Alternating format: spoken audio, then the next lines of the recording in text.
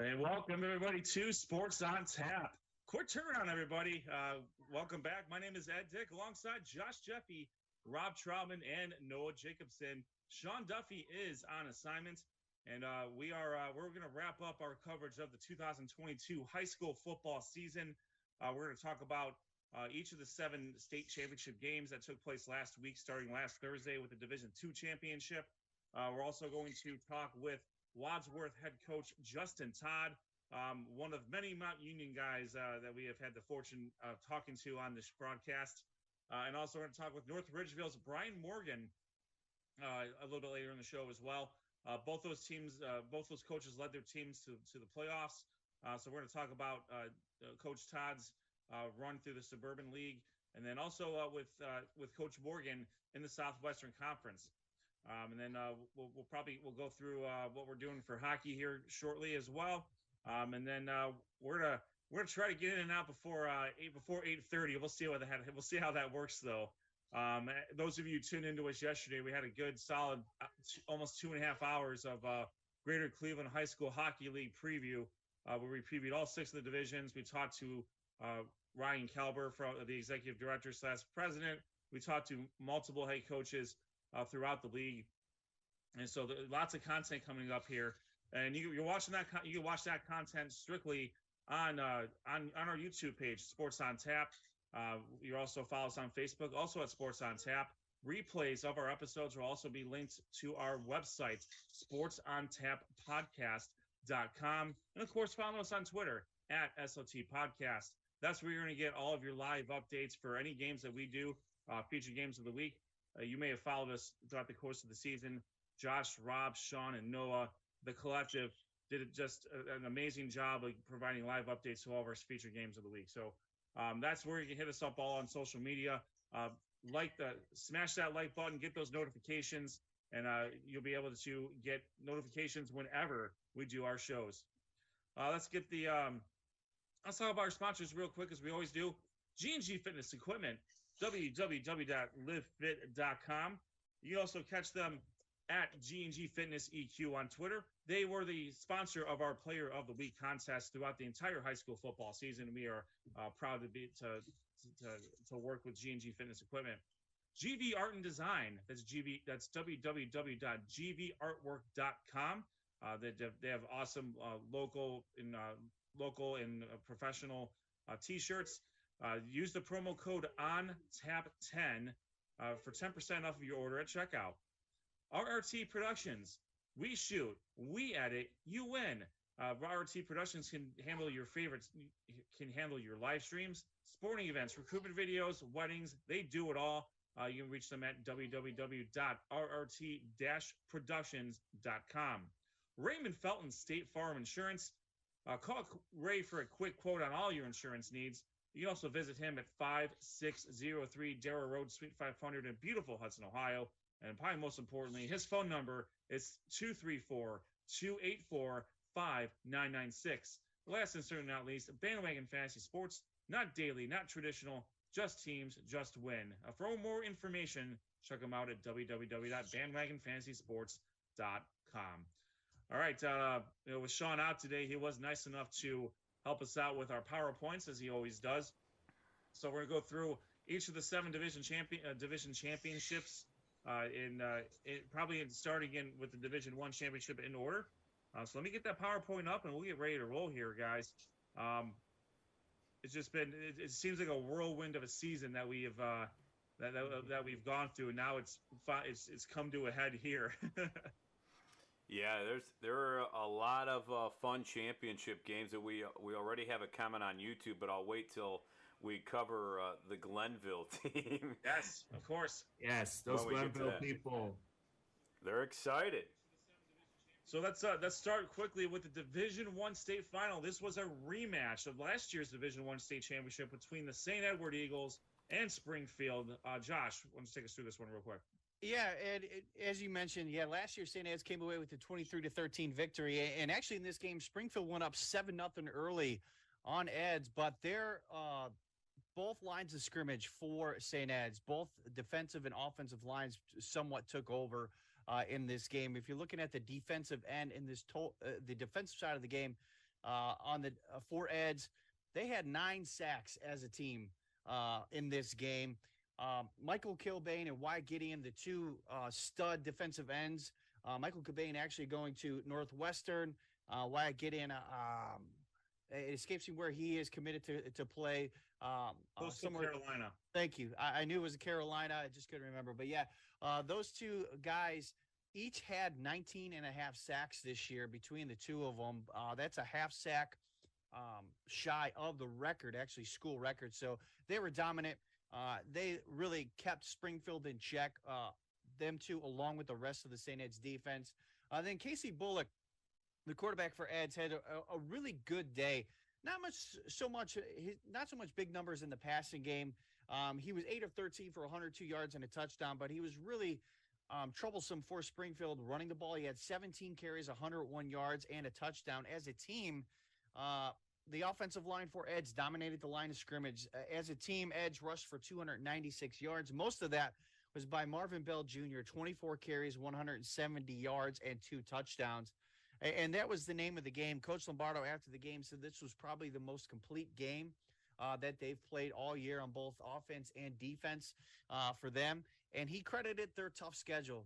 He believes they have one of the tough schedules in the state of Ohio, if not the country, when it comes to high school football. And that really helped them really round out their team in order to play different styles of defense, different styles of offense, really counteract any opponent that they were facing. So, as we said all year as the playoffs started, especially when the playoffs started, that the road through the Division I state championship goes through St. Ed's, and they lived up to the hype. Dominating effort once again. Whether you're the argument private versus public and all that stuff, we saw that. I saw that on Facebook actually after the fact. St. Ed's has a conglomerate of really great players and a really good coaching staff, and you have to give them credit for winning back-to-back state titles for this one. So, again, dominating effort by Ed's through the playoffs. Congratulations to them. They once again are Division I state champions for the 2022 season.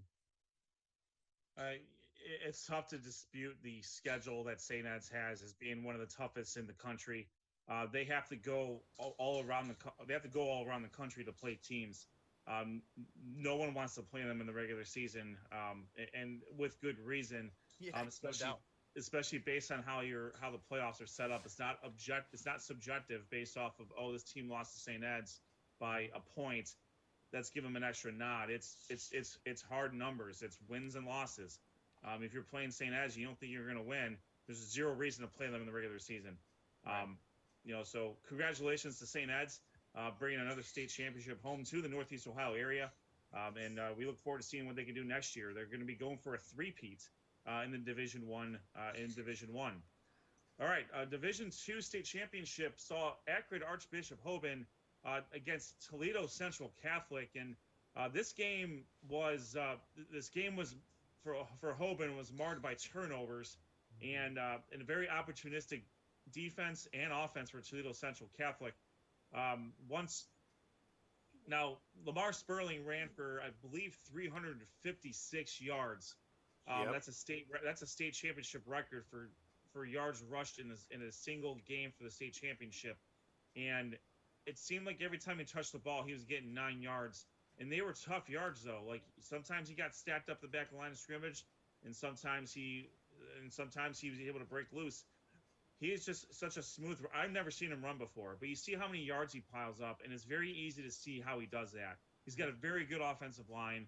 He's got good blocking on the outside of his receivers, and the kid is just a stud. I believe he's a recruit for Buffalo, and if he's going up there, they're getting a heck of a running back. But for this game, I'm sorry, Ed. Go ahead. For this game, Toledo Central Catholic took advantage of a turnover deep in Hoban territory. It ended up running it back for about a 90-yard interception of return for a touchdown as Hoban was going to tie the game. Turned into a 21-7 lead for Central Catholic. They got to 28-7. Hoban at that point, just Coach Terrell said, my best player is Lamar Sperling. He will literally get the ball every single time, and it almost worked. Unfortunately for Hoban, they had untimely penalties. They weren't able to get 10 yards when they needed to get 10 yards off of 4 plays. Toledo Central Catholic did just enough to hold back Hoban. Toledo Central Catholic gets the 28-21 victory. They had quite the pathway to get to their state championship. They ran through the top 2 teams in our Power 10. They also ran through Avon Lake. They had an absolute shootout with Kings Mills Kings. If there is a team that deserved a state championship, it's Toledo Central Catholic. Congratulations to the Fighting Irish. Yeah. They are your Division II state champions. And I was just going to say real quick. Oh, sorry, Noah. Please. As we were texting through this game, Ed, I think it was you who said it's amazing that when the defense knows what you're doing and you still can't stop them, it's just strictly, it's an amazing feat. And that's what Sperling did. And after that game, he put on his Twitter, he actually got an offer from the University of Kentucky, so SEC school. Yeah, you're right. So we'll see. Interested to see how many more offers he get. I mean, his season stats are ridiculous. Over 3,800 yards rushing and 58 touchdowns through 16 games. So just quite enormous numbers from the young man. Absolutely, Josh. And like I said, I want to congratulate Toledo Central Catholic and St. Ed's on the Division I and Division II state championships. But I want to mostly congratulate Lamar Sperling. He, after the game was over, he won Ohio's Mr. Football 2022. So, again, what a season from him, guys. And hopefully he gets a lot of recruits. And, again, congratulations on Hoban to get it back to the state finals. I know wasn't the result they wanted, but again, a great effort from Hoban this year. Yeah, I mean, Sperling 40 carries, and he scored all 3 touchdowns in the game, won a 49-yard run. So an incredible season, and give credit to the Fighting Irish. They, like you said, they had a tough road ahead. They had close games, really, in a few of the games. 21-0 Avon Lake. But they found ways to get it done, whether it was close, whether it was a blowout. They continually won versus good teams. So congratulations to them. And not to be lost too, we talked a little, for Toledo Central Catholic, Taiwan Clark and Chris Emmons were very good. Clark had 2 touchdown runs, one of which was a really good run where he was flushed out of the pocket, and he made 2 Hoban defenders miss, and then he just shimmied his way into the end zone for like a 25-yard touchdown run. It just looked like he was they were on a mission to get that state championship. They hadn't been there in a little bit. They've gotten stymied by other teams in the past, and they were finally able to take advantage of the opportunity that they had there. So again, congratulations to both Toledo Central Catholic and Hoban. If we know Hoban, we know they're going to reload. That's what they do. They've been in the state championship now how many years in a row? Or at least in the state semifinal round. Before we get to Coach Todd here, I think we have a couple minutes left. Let's get with the Division III state championship. Saw the Canfield Cardinals taking on Carroll Bloom Carroll. And for Canfield, this is a banner day for the city of Canfield. This weekend was great for them. Canfield comes away with a 35-14 victory. I believe this is their first state championship in school history. They had an appearance, I believe, back in 2005. They weren't able to get it done then, but they got it done now. The city of Canfield showing out. Congratulations to the Canfield Cardinals. They also had quite the battle to get here. They had to defeat the reigning, defending, 2-time state champion Chardon Hilltoppers to even get to this point. And once they were able to get there, they were able to overwhelm Holy Name, and then Bloom Carroll was no match for them either. So for Canfield, congratulations. As we run down from Division I to Division III, they're the first state champion. They're the first public school that we've come across so far to win a state championship in our run so far, and we'll continue going until Coach Todd joins us here shortly. Division IV. This was a landmark game for the city of Cleveland. The Cleveland-Glenville Tarblooders took on the Cincinnati, Wyoming Cowboys. The Cowboys last won the state championship in 2018. And for Glenville, they had been to the state championship in 2009 and 2013. And Coach Ginn and his kids, the student athletes, they get it done 26-6. the first state championship, not only in Glenville history, but Cleveland Public School history. This is their first football state championship. And, there's just an outpouring of support throughout the whole Senate League. All the coaches that Coach Ginn goes against on a yearly basis, and for all intents and purposes, Coach Ginn beats. They all have a tremendous respect for each other, and for Glenville, for this to be the team that finally gets them over the hump, Coach Ginn is all about teaching life, and football secondary, but in this respect, he can let up for a minute and say, you know what, this is pretty cool. This is exactly, winning a state championship. That's the highlight for a lot of kids, and they were able to get it done. For Glenville, junior running back Deshaunte Jones, he is a relative of former Ohio State national champion and former Glenville quarterback Cardale Jones. If you look at him, the resemblance is unmistakable. You can definitely tell that they're related. But that dude is a stud. He's 6 foot, 240 pounds. He's got power. He's got speed. He ran all over the Cowboys here, and it's just a tremendous effort by the city, by Glenville and the Cleveland Municipal School District. So we can't be happier for them. We don't cover them very often, but yes. for Cleveland Public Schools, this is really, really cool. With all respect to Cincinnati, Wyoming. One stat about Cincinnati, Wyoming that I read, just one, is that they have lost 4 games in the last 4 years. Each one of those losses is to the eventual state champion. Wow. They're 50-4 in the last 4 years, and each of their 4 losses was to the eventual state champion. That crazy. Tells you how great of a program Cincinnati, right? That tells you how great of a program Cincinnati, Wyoming is. Yeah, and after the game, I know Coach Ginn, he was really emotional, and for good reason. What a special team this was. And he said the same thing you did, Ed. It starts with character and developing these men, in the classroom and not just on the field. And it seems like that's exactly what happened here. They dominated really from start to finish. I know Anthony Williams, he's been kind of following us all year here on YouTube, thinks Glenville will repeat. And he said it's been a great year. And next year, he said, cover Glenville as a special cover.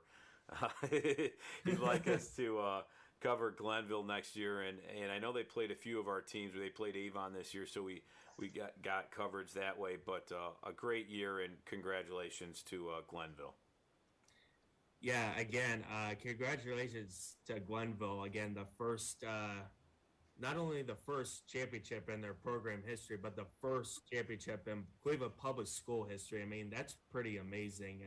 But give credit to Coach Ginn. I mean, he's been coaching at Glenville for a long time. He's produced a lot of athletes from college to the NFL.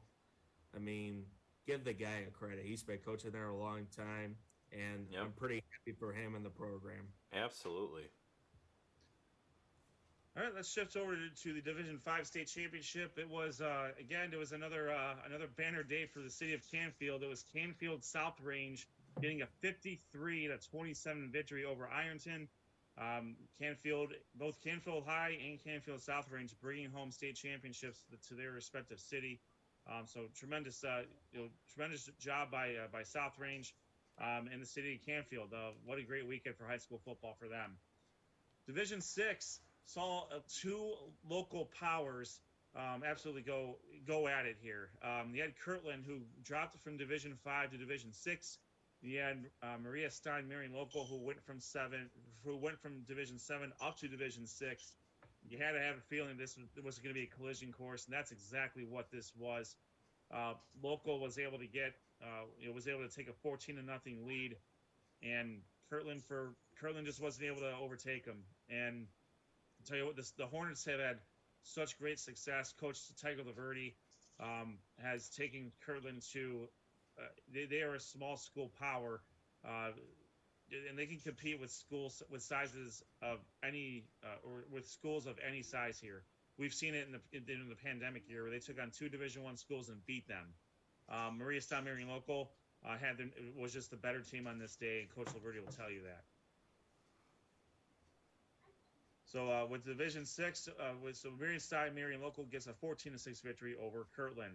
Last and certainly not least, in the Division 7 state championship, New Bremen defeats Warren JFK 38-6, and they finish off their state championship run as well. So congratulations to New Bremen and all the state champions for this year. Yeah, what a season it's been. You know, it went really quick, I feel like, but crazy. This is our last high school football show of the season.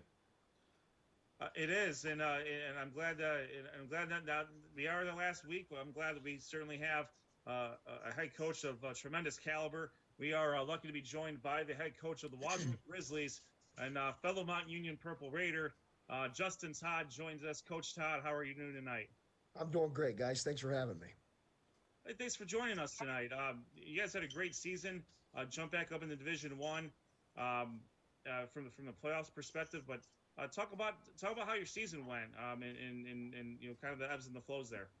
Yeah, I mean, it really was. So, you know, moving up to Division One was a surprise for us. You know, we had been a big Division II school, and really our overall enrollment didn't change. What had shifted was the male to female ratio.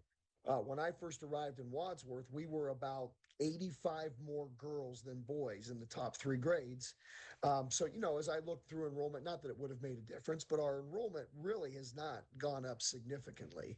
But again, there was that shift. So when we found out in the spring, it was one of those things, well, you know, our schedule doesn't change, our objectives, our team goals, none of that changes based on where we're at. You know, we always, you know, we're like everybody, we're week by week, and we want to win our league.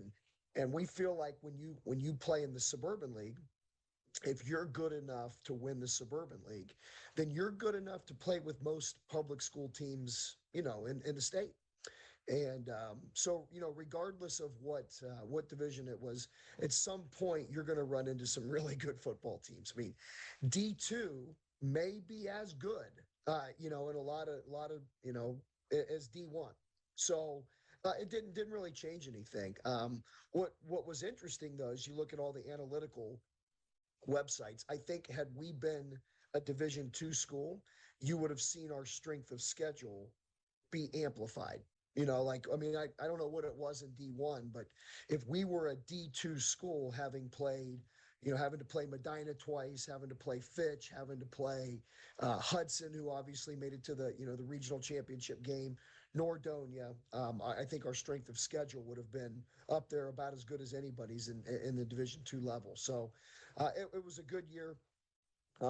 You know, losing to Medina twice, obviously they're an excellent football program, really good team. I mean, when you've got a kid that leads the country in passing, you're going to be pretty good, right? And then you take on the likes of Hudson, who, you know, made it to the regional championship game 13-0, Austintown Fitch. That would have been interesting to see how they played out in the playoffs. You know, the week after we were done with them, we lost in quadruple overtime. Their starting quarterback went down with a broken foot. Not only was he their starting quarterback, he's also a Division I recruit for a defensive back. So pretty versatile guy, you know, pretty important guy on both sides of the football. So, you know, they go into the playoffs and now they're without their quarterback, which can be pretty difficult. You know, so overall, I think that our kids really competed. I mean, we were a tough, really difficult team to prepare for, difficult team to play. I think that anybody that, you know, that you talk to that played against us would say, man, that you know, that those kids came to play. They were aggressive. They were physical. You know, so I'm really proud of our team. According again to the analytical websites, we were the most improved team in the state in Division I, based on, you know, from last year to this year. And I think that a lot of people would probably attest to that yeah, they really made a big improvement from one year to the next. Well, Coach, let's talk about that improvement. You know, I happen to be at some of your games this year. First of all, going to Wadsworth is one of my favorite places to go cover the game. I just love that place to death. So, but just talk about some of the, you know, your key players this year that really led to that improvement and that identity as that tough physical team. Yeah, we thought we had a chance to be pretty good. You know, So obviously last year, the 21 season, you know, we had a kid move into our program. He actually lived in our district and but joined our program on Monday, August 1st. Literally the first day of two-a-days, after we had installed an offense and we had prepared for a couple other quarterbacks. And you know that's not an easy transition. You're going to bring a kid in who doesn't even know your snap count on the first day of two-a-days, and then the OHSAA shortens the preseason a week last year. So not only does he come in on Monday, August 1st, not having the how to take a snap in our system, we've lost a week of training. So there was that trying to balance getting him prepared, getting him ready, but also preparing for because once you get into the season, it's more about you're still working on yourself, but you're preparing for your opponent, and so the focus changes a little bit.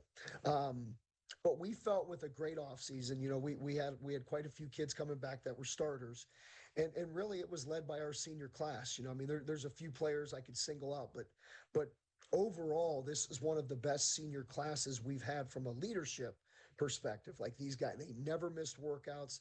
They committed themselves to our off-season program. Their gains were really, really great. Strength numbers, speed numbers, and I think that when you put so much into a program and when you commit yourself, it's really difficult then to give up. Right. And you just never saw that with our guys. And the other thing, I think that we continuously got better throughout the year. I think we were playing really good football at the end of the year. And, so it's just it really was about the leadership of our senior class. Hey, Coach, thank you for joining us tonight. You guys are bringing back three really good players on offense.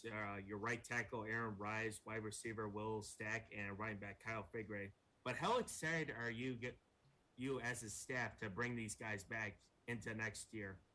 Yeah, it'll be, we have more than that coming back, but you're right. Those are our three key guys that really made an impact this year. When Luke Fisher got hurt week 2, Will Stack moved over to quarterback for week, played the first game against Medina and really played well, and then he played against Hudson and Nordone. So really 3 of our 4 most difficult regular season teams, Will was the quarterback, and he performed well. I'm really excited. He's a dynamic athlete. Everybody knows that. Having a big, strong, physical running back like Kyle, and then to have a dominant lineman like Aaron. So we'll return 3 3-year starters up front. We've got a couple running backs coming back. We've got some receivers coming back. So, we're excited. There's a lot of room to grow, but I know our kids, we had our first morning of weightlifting. We lift at 5:45 in the morning in Wadsworth, and Wow. about 75 kids this morning. So it was pretty awesome. That's pretty impressive. That's a lot of dedication there. 5:45 in the morning. That shows you, they're ready to go and probably pretty excited about the season.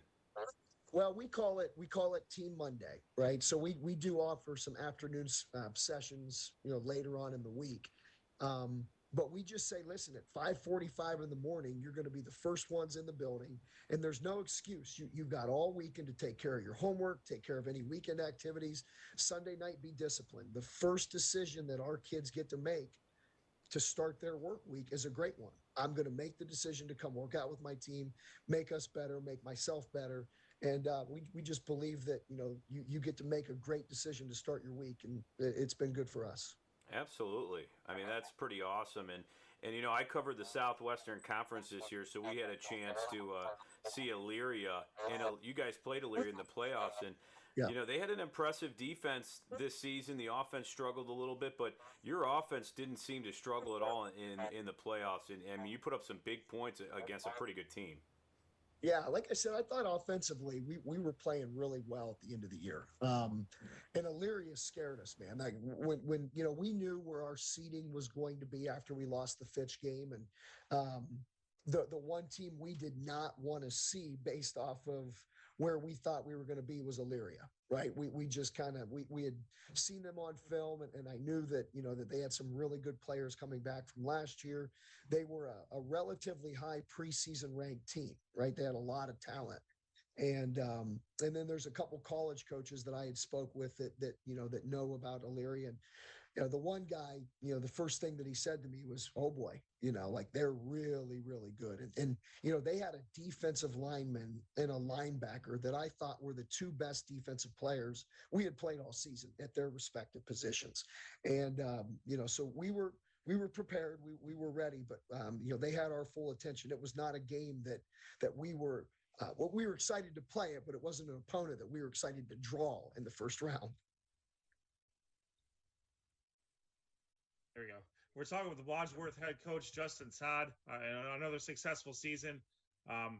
You guys, you've been with the program for, I believe this is your 6th or 7th year, I believe, with them. 7th, yeah.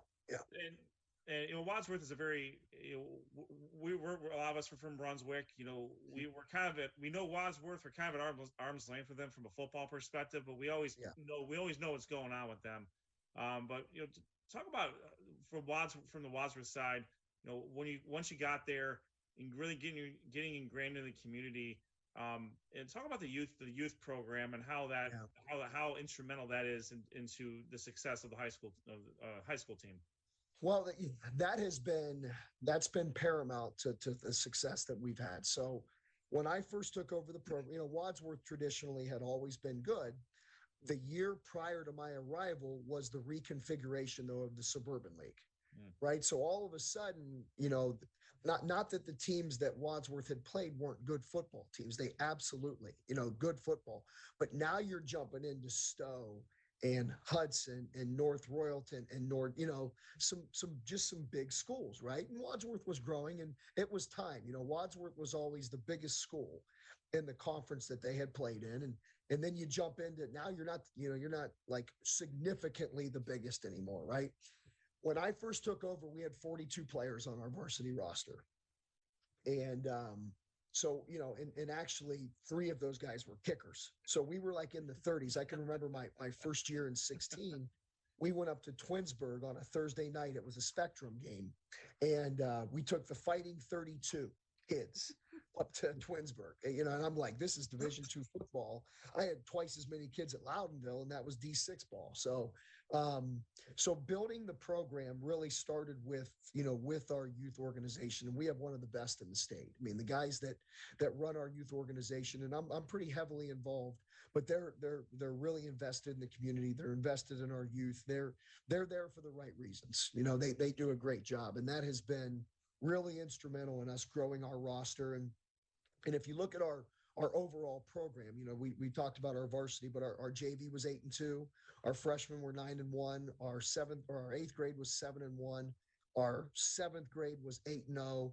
So, and that's because our youth program has continued to get stronger and stronger. And then our numbers are great. We're in the 40s at all 3, our freshman, 8th grade, and 7th grade level. We have over 40 kids, which is really good for Wadsworth, considering we had 42 my first year, 10 through 12. And just to add a little note, Coach, the game one of the games I covered was the game you guys played Hudson, and it was actually youth football night. Yeah. And one thing that really caught my eye, and I really appreciate it, was the fact that you had all of your players go through and shake each of the kids' hands. And Rob, Ed, and I, we played at Brunswick, and growing up in Brunswick, that was a big deal when the varsity players would slap your hand. So it just brought back some memories for me, and I just wanted to give you a quick props for that. I thought that was real great. I appreciate that, but we remind our guys, there's great responsibility when you're a high school football player, because you've got about 500 little kids that want to be you, that dream of being you someday. But even more than that, you've got about 5,000 dads and fans in the stand that wish they were you again. So there's a great sense of responsibility, really, for any football player, but especially in Wadsworth, and we try to make a big deal of that. And Coach, you guys have had you guys are a great program. We talk about great teams, and then there's great programs. Programs are teams that continually reload and succeed. You got a playoff victory in Division I this year. That's no small feat, as you all know from your various travels. Coach, we want to thank you for coming on. We're happy to talk with you. talk a little bit about Wadsworth football. We certainly want to, as we move on for next year, we certainly want to get you on and talk about what you got going on next year as well. Yeah, guys, I appreciate you having me on. I'm sorry about the scratchy voice, combination of a head cold and first day of weightlifting in the morning. So it's been an exciting day. No doubt. Coach, thank you so much. Have a great off season. Have a great Christmas for you and your family and your team. And we'll catch up with you next season. You as well, man. Thanks a lot. Have a good night. Thanks, Coach. Thanks, Coach. Thank you, Coach. That's Coach Justin Todd of the Wadsworth Grizzlies. They represent the Suburban League National Division. They were 7-4 going into the playoffs. They did get a victory over Elyria in the first round, and then they before a really good battle with Medina.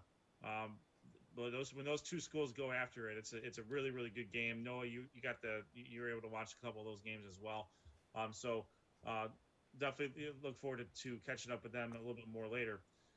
All right, now let's move on. Let's go from the Suburban League National Division to the Southwestern Conference. We are joined by coach of the North Ridgeville Rangers, Bryan Morgan. Coach Morgan, thank you so much for joining us tonight. How are you? Thank you.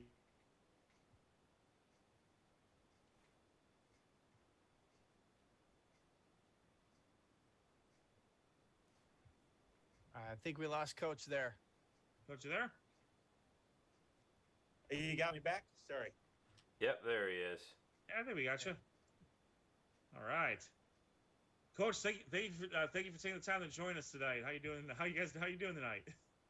Good. I'm actually at a girls' basketball game with my third grade daughter right now to watch varsity girls game. So I snuck out the back door. So if I lose you, that's why. Fair enough. Well, we appreciate you taking the time to join us, given what's going on. Coach, you guys, you came off a playoff year. You started out the season 4-0, and you had some really good victories in those games. North Olmsted, Valley Forge, Normandy. Talk about that. Talk about the hot start you guys got off to, and what helped you guys get there. Yeah, well, we knew going into the season, if we could get week one, if we could win that game, we thought we had a pretty good chance of having a start that we had. So, we knew that going through the summer that North Olmsted, they beat us by, I think it was 30-35 the year before. And a lot of our guys were, obviously upset about that loss. And they really worked hard all summer and kept North Olmsted in mind. And after we got that big win, we kind of knew that the next games were gettable. So Valley Forge was a lot tougher than what we thought. They had a great game plan. They came in, they were very physical. So we were lucky to get out of that game with a win. But then, Normandy and Amherst were big wins for us too. So the start was great, but we knew that we knew what was coming. We knew that the Southwest Conference is full of teams like Avon and Olmsted Falls and Avon Lake. So, we knew in the back of our minds that the better teams were coming. So we had to keep on working. Yeah, and thanks for joining us, Coach. We really appreciate it. You really got into the football. You used to coach basketball at North Ridgeville. The football team was struggling a little bit. They had some down years. But you really got this team to believe this year. I think we saw that with a lot of the young guys, and they really stepped up. I mean, you had freshmen and sophomore at starting positions, and it was pretty fun to watch early on and even late, because in the playoffs, you guys had success against Anthony Wayne. You guys really pushed them to the limit. So what did you have to do to get these kids to believe it and follow your leadership role and get them to believe they could win after having some down seasons? Yeah, I think the big thing was to do some life in the coaching staff. We had a big turnover when I got hired. We had some guys that were teachers that stopped coaching and came back to coach. And that excitement right there, I just found guys that love kids and love to compete. And, from there, it all kind of worked out. So I think that there were kids that want to play football in North Ridgeville. There were kids that want to be successful and work hard in North Ridgeville. They just needed a little bit better idea of a path to get there. So, the coaching staff does a great job. There's not many of us, but we stay involved. We don't split contracts. We say we're all in or we're all out. And we got guys that dedicate themselves to these kids. And I think that getting the numbers up and getting them in the weight room, that has a big attribute to that. Hey, Coach, one of the things, I was actually at one of the games this past year covering you guys, and it just so happened to be the Fox 8 Game of the Week. It got voted. And I know it's all about the kids. It's just a great thing, especially for your program. Kids want to play football, high school football, but kids also like the feeling that they know that they're recognized and they're special. Just talk about that game specifically, having Fox 8, knowing that you're going to have extended coverage. I know for a coaching staff, probably, you want to keep the kids, mind frames to the game, but just talk about how special that was, if it was for the kids. Yeah, I mean, that was a big a game for us. And, I think that the last time we had been 3-0 was 2015. So, a lot of the guys had that in mind too, that we got to get out to a good start. And that was a big win for us, especially to have Fox 8 out there and talk about the Rangers. It's funny, but I talked to him in camp and I said, guys, one thing we have to realize is that we're not losers. And for a long time in our program, we kind of, it wasn't great to say you're from North Ridgeville. It wasn't great to say you play football for the Rangers. So, that to see that, to get the win, to get some respect back was big for us. And we just got to keep that momentum rolling. Hey, Coach, congrats on a great season, and thank you for taking the time for joining us. You guys got 5 players that are returning for your guys' roster next year. You got 3 sophomores and 2 juniors, but what are the things that you could take from this season into next season?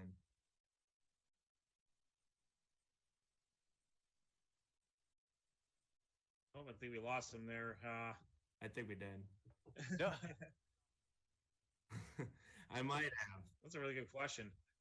Yeah, I think he's let's see if we can get him back on here. Hey, Coach. Hey, sorry about that. No problem. No, you're good. Yeah, we had 9 sophomores and 2 freshmen start for us in that final playoff game, and having all those guys back definitely is going to work in our favor. Getting those guys the playing time, I think that's the reason why our sophomores were able to do so well this year, is that we got them a lot of playing time as freshmen, whether it's on special teams. Charlie Steinmetz was a starter for us as an H-back as a freshman. Andrew Flesher was an offensive lineman that started for us as a freshman. So, we get a ton of guys that come in and they help out. And, the young guys are definitely going to make a big difference for us coming up here in the future. And the thing is that we got another class of seniors that there's not many of them. So you're going to see a lot more young guys on the field again next year. Hey, Coach, you guys go to White House Anthony Wayne for a 13-4 playoff matchup, and for all you gave them a real good run for their money. Some would probably say you softened them up pretty good for Olmsted Falls to knock them out, but talk about that experience for the playoff experience for you, not only for you, your coaching staff, but also the players as well. Yeah, we saw them coming out. We saw them on film. There is in a conference that's going to prepare you for the playoffs like ours. And, we went in against, we go into Avon on a Friday night. That experience is a different animal. And, to go into Anthony Wayne, there wasn't anything that we hadn't seen before. And, we came out and on the first possession, we hit them and they stopped. And a lot of times this year, we would hit teams like Avon and Olmsted Falls and they wouldn't stop. So, we were prepared and our guys went in, they competed their butts off. And really what I saw at the end of the game was it's easy, or I don't want to say it's easy, but it's understandable when a senior cries at the end of the game because, their career's over. But I had a ton of young guys, sophomores, juniors, crying after that game because they wanted it so bad. And that's when we knew we had them. That's when we knew that, that they were hungry and they want to get back to that. And they know, when we lose to Olmsted Falls, when we lose to Avon and Avon Lake, we point it out and we say, these are the things these teams are doing. If you want to get to that level, you better get your butts in the weight room. You better be dedicated. And, I can see it in their eyes. They want to get to that spot. Absolutely. Hey, no doubt, Coach. Hey, Coach, we want to, we understand. We want to thank you for taking the time to join us. We understand you were with your daughter at a game. We certainly, you guys, we got you off to a great start. We were really pleased to talk about North Ridgeville. Over the course of the entire season, those early victories were, as you're looking at, you're like, man, that victory versus North Homestead is looking really good as they're starting to kind of tear things up in the Great Lakes Conference. Same with Valley Forge, for that matter, Normandy. These are teams that all made their mark throughout the season. And then you look at them, like North Ridgeville got all of them at the beginning of the season, and that was one of the best starts of the season that we experienced while we were doing our coverage. We wish you the best of luck in your off-season program. We look forward to covering you guys next year. You got a lot of young guys we're looking forward to highlighting, and hopefully we can get you on before the season starts.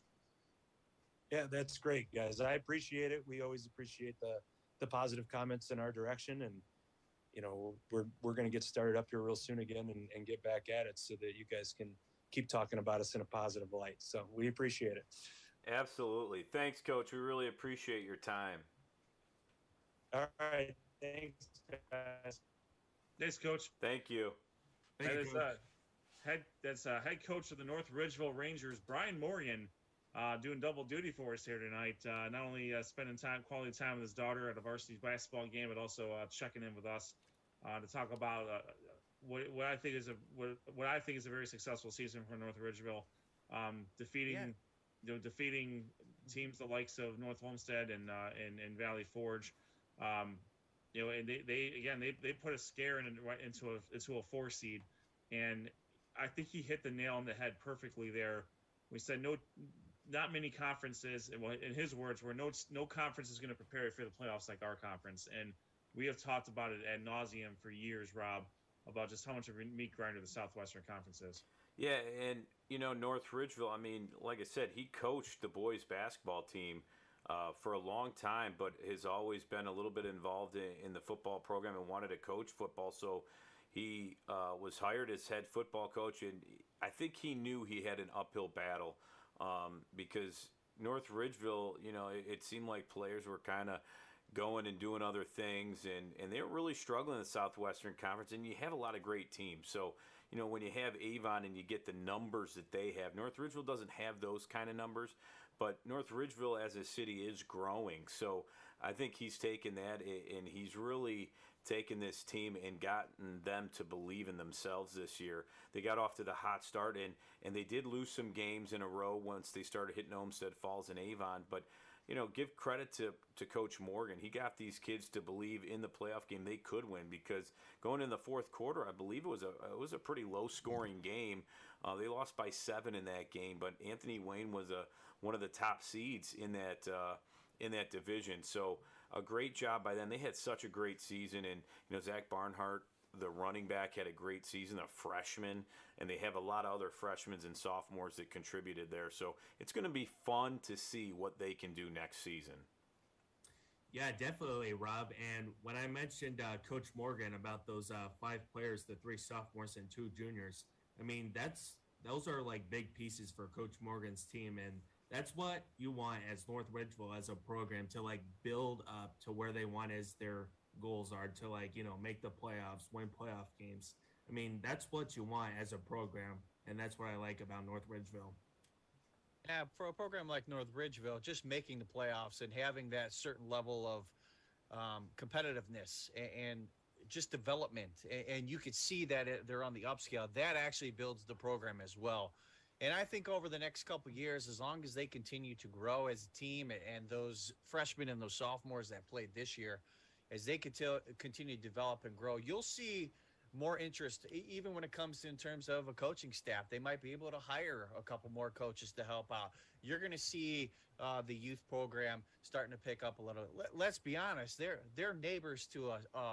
Like you mentioned, Rob, they are neighbors to Avon, which has huge numbers. They are, Division II, the top team in Division II, one of the top teams, and around there too, Avon Lake, who's got a historic program, and Ed, you mentioned it with, Coach Todd. There's teams and then there's programs, and in the Southwestern Conference, you have a few really good programs, and North Ridgeville is building their way to that. So we'll see what happens. I'm looking forward to it as well. They have a great stadium. When they were at Fox 8, they were really hyped up for Fox 8. I know deep down they were hyped up to have SOT back there, but that's really the whole thing. I bet you they were more hyped about SOT being there. I let Fox 8 get to have the glory for a day, but we'll be back again. Hey, I should have asked him if he starts his workouts at 5:45 a.m. with his kids. As pumped as Coach Todd was, it's pretty exciting to see his enthusiasm for the kids, to start lifting and they're already focused on next season. I think that's what it's about when you have teams making the playoffs like they've Rob, been. That's a good point, because that's one thing that I noticed. I've covered at least one Wadsworth game every year. We were able to cover 2 this year, and especially in that playoff game against Elyria. They run such a tight ship at Wadsworth. It's similar. Last night we talked to Amherst hockey coach Steve Morris, and what did all the other coaches say? Very disciplined, great coaching. They have a system there, and I think that's what Wadsworth has there. They were just focused during that playoff game against Elyria. Elyria was kind of around having fun. 2 different style of pregame meetings these 2 teams had, and right there with the 5:45. Workout on a Monday morning before school. That's just crazy. Gotta love it. That's dedication right there. The stakes of the stakes have changed a little bit since we were in high school, gentlemen. No doubt. Believe me, we our respective teams saw success. We were both among one of the first few teams to qualify for the playoffs in Brunswick history. We did things a little bit differently back then as they do now. I mean, with respect to the other players playing other sports, getting that extra time and early in the morning, it's almost a prereq now. To be successful, you can get your football players there in the morning to do whatever they're doing, and then they have their afternoon for their current sports, or if they want to do more lifting for football, whatever the case is. It's a good team building. It's bonding. I mean, it's who else is up in the city pumping iron at 5:45 in the morning? Nobody. So that's also something too that you can not only sell but just talk about with your team. It's like, we're the ones doing this. No one. What other programs are doing this? What other teams are doing what we're doing? Nobody. These are the extra things that we're going to do to be successful, to help us get over the hump. Whenever we are playing and we're in the 4th quarter and we're tired and they're tired, well, who's the one putting the morning workouts in? It's us. A lot of these things I'm saying sound cliche, believe you me, but honestly, they're not cliche if they're not true. We all talk. We've all been around sports long enough to know that the cliches they're true. They sound like they're from a movie, but they got them from somewhere. With respect to North Ridgeville, I'm looking at their schedule again, and I pointed out to as we were talking about with Coach Morgan. I mean, you look at defeating North. I'm harping on this a lot, and maybe I need to stop this, but defeating a North Olmsted that just was wrecking teams, and once they got into the swing of things, Valley Forge is always tough. Normandy had a surprisingly good year. And we've talked about the levels of the Southwestern Conference, Rob. You have the programs, as we mentioned earlier, and then you have some of the teams in the middle that can give the programs a run for their money every once in a while. Maybe not consistently, but they can come up and bite them, like Berea Midpart did to Avon Lake recently. So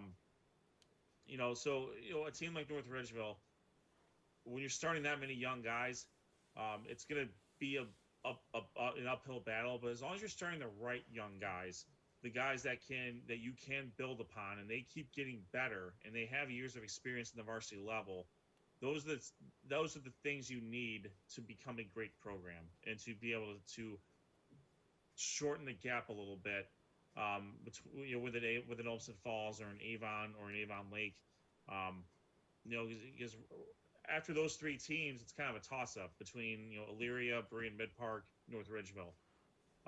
Yeah. And even Midview to a certain extent. And you're absolutely right. I feel like if they could pull one of those wins against, say, a Berea Mid-Park or an Elyria, let's start there, because they did beat Amherst this year. They have beaten Midview. If you can step up and start beating a Berea Mid-Park or an Elyria, who's another tough team, and then make your way up to an Avon Lake, and you can surprise an Avon Lake, Olmsted Falls. Those are the top three teams. They're going to be tough to beat every year, but I think they're doing it the right way with young talent and developing this young talent now. I think they've had some trouble keeping the young talent throughout the years. They've had some really good players, but it's been hit or miss, and now you got them in as a freshman and sophomore. They're going to start working out. They're going to start developing these kids, and now maybe they can start competing with the big boys a little bit, but you have to get maybe that first win against a Berea Mid-Park or an Elyria to get that confidence and say, holy cow, we can do this. They have to start believing in themselves, and I think Coach Morgan's the right guy for that. Talking to him, he's really excited about this team and his players, and it's a tough conference. I mean, like I said, you mentioned it. They're surrounded by Avon, they're surrounded by Olmsted Falls. North Olmsted is nearby, so there's competition all in this area. And in North Ridgeville, for a long time, they were a heavy run football team, and they're trying to change that a little bit now and trying to balance with run and pass like an Avon team does. But for a long time, Coach Reason, he was here for 20 years in North Ridgeville. He was a run-first guy. All they did, they ran it until you got tired, and they won some games and were successful, but once you get behind, the game was over. So now they're trying to change that a little bit. They're starting to pass. They're running a lot, but they are passing more. And I think you're starting to see a change. So they're trying to develop these kids into that logic, and we'll see if it works next year. But it was really nice to see them make the playoffs and get as many wins as they did this year, because I think you're going to see their confidence boosted next year. Absolutely, Rob. And with that, I think we're going to officially put the bow on the 2022 high school football season. It's sad. It's hard to believe that it's over. It has been the proverbial grind, obviously mostly for the teams, but we hope that everyone has been watching us has enjoyed our coverage.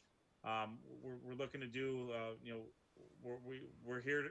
As I mentioned with hockey, we're here to promote the student athletes and promote the programs, promote the teams, promote the schools. That's why we're here.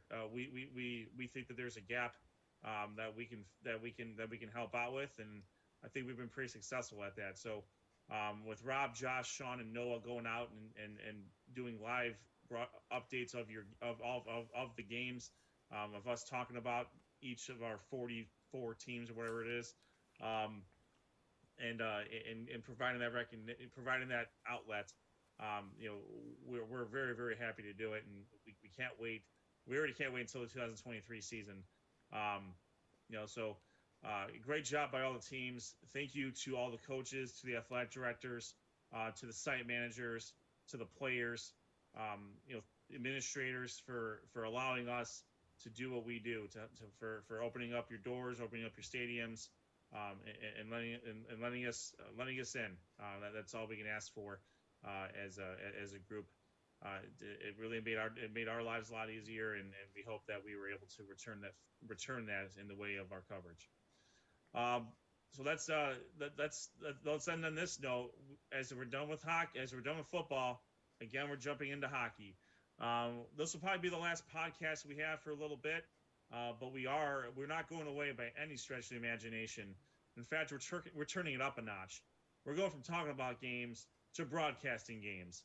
You heard it right here. We are going to be broadcasting Greater Cleveland High School Hockey League action starting next Sunday, or this Sunday, I guess, December 11th. We have a 4:15 face-off at Brooklyn. It's going to be Olmsted Falls taking on Avon. We're going to be at that. We're going to be at Brooklyn. We're going to be providing live coverage of that contest. And then later in the week, we're going to be out at Elyria. We're going to be seeing Cleveland Heights take on Elyria Catholic. That game will be at 8 p.m. You can catch all those games live on our YouTube channel, Sports on Tap. Make sure you smash all those like buttons, get those notifications, and make sure you tune in live to our hockey coverage. And then we're going to take a little bit of time off for the end of the year, and we're going to get back at it in January as we start ramping up for the Barron Cup tournament. We're going to have extensive coverage of the Barron Cup in February as well. But we're going to try to get teams from each of the divisions if it works out for us in the venues that we're at. So we'll be we'll be doing live play-by-play, color, cameras, social media. You're going to get the whole package from us, and we couldn't be happier. Absolutely, it's always fun, and if you love high school hockey, the Barron Cup tournament, which we're going to be going crazy that week because we broadcast quite a bit of games. What a tournament is. You're going to see high quality competition. Last year was exciting. You had great student sections. It's a loud crowds and just a perfect venue at Brooklyn to broadcast. So we're really excited, and the regular season's just as exciting. We're going to have some great games. So I'm really excited to hear the Golden Voice back on the calls, and we'll be excited to hear the color with Sean Duffy and cameras right by the rink. Josh Jeffy, he's taken a few hits. I know there are a few times I think his phone dropped with a few tough hits on the glass. So we'll see. Never. I put forth a good effort when I'm Cameron near the glass there. Nothing breaks this down. And we'll see. Noah might maybe we'll put him on the ice. We'll see. He said he's a really good skater, so we'll see. We'll see how good a skater he really is on the ice. We'll see. Just kidding. I like that. That was smooth. Very good. All right. One more time for our sponsors: G&G Fitness Equipment, GV Art and Design, RRT Productions, Raymond Felton State Farm Insurance, and Bandwagon Fantasy Sports. Again, you follow us on YouTube, Sports on Tap. Our Facebook page is also Sports on Tap. Our website, sportsontappodcast.com. That's where you're going to catch all the replays of our shows. You get all the information you need about where we're going to be in our media outlets there as well. And always follow us on Twitter at SOT Podcast to get the live updates for the games that we are at. For Rob Troutman, Josh Jeffy, Noah Jacobson, and Sean Duffy, I am Ed Dick. We are Sports on Tap. We will see you on the other side. Have a good night, everybody.